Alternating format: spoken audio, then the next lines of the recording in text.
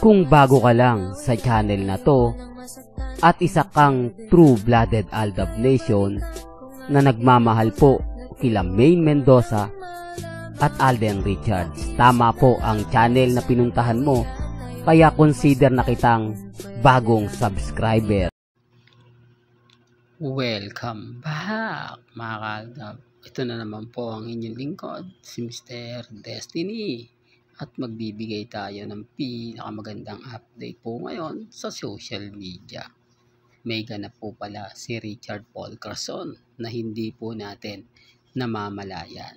Nakakatuwa naman po dahil kumbaga talagang private nga po talaga ngayon si Alden Richards. Hindi po siya katulad ng dati na talaga naman pong todo ang pag-post sa social media, todo ang pag-update sa Instagram, sa Twitter.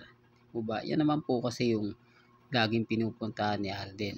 Yan naman po kasi yung pinaka niya kapag may mga bagay-bagay po na gusto siyang ipabatid, ipakita, di po ba? Na para lang i-update ni Alden yung mga fans, yung mga nagmamahal po sa kanya. Kaya nga po kung titignan nyo kung sino yung pinaka-updated, siyempre walang iba kundi si Mr. Destiny. Di po ba? Simple nalalaman natin yung mga kaganapan, lalong-lalo na nga po kay Alden Richards at siyempre kay Maine Paul Carson.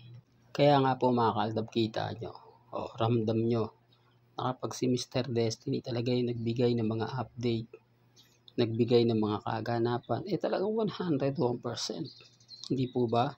Kaya nga tanong natin, sino nga po ba yung kasama dyan ni Richard Paul Carson? Sino kaya yung taong napaka-romantic? Di po ba sa birthday? Ito nga po pala sa mga nagtatanong ano yan. Ito po yung birthday celebration ni Boots Anson Roa na hindi talaga pwedeng mawala sina Dingdong Dantes at siyempre si Alden Richards. Isa po ito sa napakaraming artista ang naghahangad na makasama dito po sa Mowel Pond. Ito lang naman po kasi yung isa sa kinaiingitan po ng mga ibang artista na nagawa po agad-agad ni Alden Richards. Okay po kay Dingdong Dantes dahil si Dingdong talagang matagal na yan eh. Di po ba? Halos kumbaga nauna pa po yan kay Alden Richards at mas naging sikat agad-agad yan kesa kay Alden Richards. Di po ba? Kaya normal lang, pero yung malagpasan mo yung mga senior mo, di po ba, na halos sabay-sabay naman kayong nag-audition. Kung titignan mo, mas nauna pa po silang sumikat kaysa sa'yo. Mas una silang nakilala kaysa sa'yo, pero sa bandang huli mas nagtagumpay ka. Mas inangatan mo sila. Sabihin na natin nagpahinga ka lang ng 1 taon, pero sa puling pagbabalik mo talagang yung pag-angat mo talagang kakaiba. Di po ba? Kaya hindi natin masisisi yung iba. Normal lang naman yan na talagang may maiinggit na bakit ganon. Hindi ko naisip na tanggapin lahat ng mga ganito, yung mga opportunity, di po ba? Pelikula, teleserye na talagang kung ano yung mga ginawa ni Alden, di po ba? Na talagang normal lang po sa mga artista na hindi din po nila ginawa. Para lang klaro, para lang po sa kaalaman ng lahat. Pero syempre dito tayo kila Mengay at kay Alden Richards. Ngayon tapos na po ang January, pumasok na ang February. Maraming magsabi na naman yan na baka sino nga ba yung kadate ngayon sa Valentine's ni Alden Richards. Kaya nga po binabas ngayon si Alden di po ba, na sinasabihan bakla para mag-react, para magkomento. Ito po yung mga taktika nila para sumagot si Alden. Kita nyo parang tamad na nga rin po si Alden mag-post sa kanyang Instagram, no? Hindi na katulad ng dati. Although nagpo-post naman po si Alden, pero lang po para lang po sa promotion, para lang po sa kanyang mga endorsement, di po ba? Yun na lang po yung ina-update niya na kakaiba po. Di po ba? Na dati masipag si Al. Ito kasi mga toxic ngayon. Mas gusto po ni Alden Richards yung private. Mas gusto niya na tahimik lang, di po ba? At sa mga nagsasabing may teleserye daw po sina Alden Richards na gagawin, si Ruru Madrid at si Jean Garcia, ulitin ko lang po, bago po niyo sabihin o ipakalat yung mga ganyang komento, panoorin niyo po muna yung interview ni Alden sa 24 oras. Ito yung mga tinanggihan niya. Ito yung mga teleserye na inayaban niya. Gaya ng sinabi ko, aakitin po siya ng GMA na gumawa ng teleserye kasi nanalo yung Pulang Araw eh. Di po ba malaking achievement po yun para sa GMA Network. Yung momentum maging hawak pa rin po nila. Yung momentum sa kanila pa rin po. Kaya syempre, gagawin po nila lahat para nga po si Alden gumawa ng pelikula sa kanila. Gagawin po nila lahat para ma-maintain yung kumbaga gagawin nilang teleserye. Syempre iba po kasi kapag Alden eh. Di po ba yung mga endorsement, TV commercial, talagang lalapit at lalapit po sa kanya na hindi mo na kailangan pang kumbaga mag-promote. Di po ba papasok na dyan yung GMA. Kaya nga po yung GMA tuwan-tuwa eh kapag may teleserye si Alden.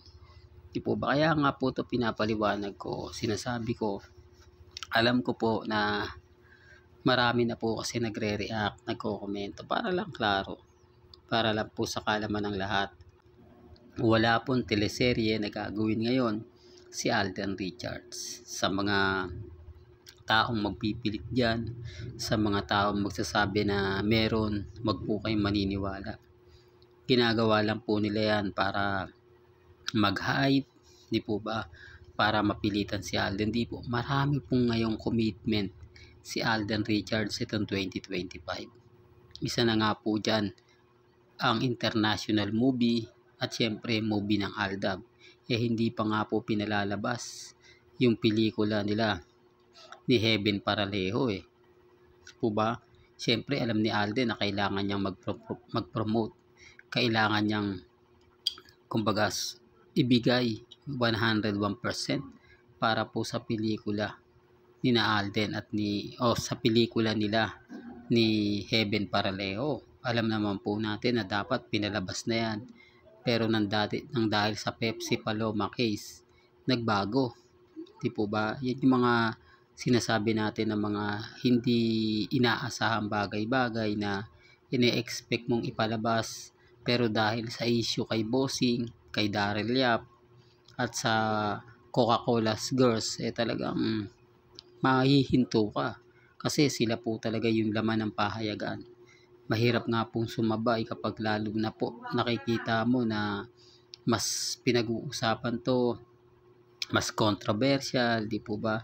Nagkaroon pa ng kaso-kaso, kaya yung mga ilang netizen, siyempre, mako-conscious sila na ano nga po ba yung pinaglalaban dito nila Bossing Big Soto, Henyo Master Joey De Leon at Tito Sen, kung bakit pinipigilan nila to, bakit sinampahan nila ng kaso, di po ba?